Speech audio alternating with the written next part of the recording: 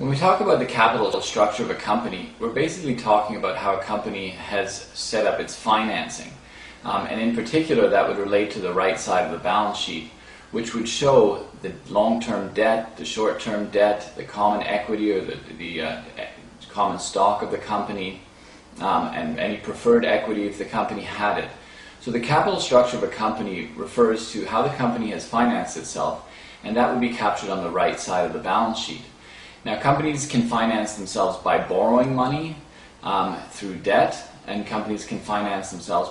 through equity or ownership, either of one owner or of many owners, or one owner plus another taking in another owner, or in the case of a public company, many owners. And the capital structure, therefore, captures what kind of numbers we can associate with the debt of the company and the shareholders' equity. And from that, we can begin to look at how a company is set up and get a sense for example, how much debt the company has versus shareholders' equity, or how much short-term debt the company has versus long-term debt, which would give a picture of how near-term some of this debt has to be repaid and whether there's a risk of not refinancing some of these debt obligations, and so on. The capital structure of the company also allows one to look at how much debt is in the company versus the equity of the company, or even versus the market value of the equity of the company, which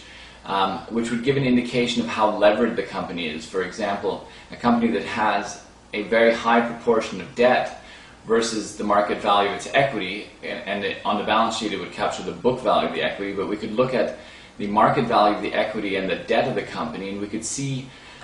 what would happen if the value of the overall entity fell by a certain amount, and how quickly, arguably, the equity would be wiped out. Because if we remember, it's the equity portion of the balance sheet that goes up and down the most when the value of the company goes up and down, because it's the debt that gets repaid in preference to any shareholder's equity. And so the capital structure of a company gives us a very good indication of how the company has financed itself, and that is what these two words and the term capital structure refers to, how the company has financed itself in relation particularly then to its balance sheet, and also taking into consideration the market value of its equity.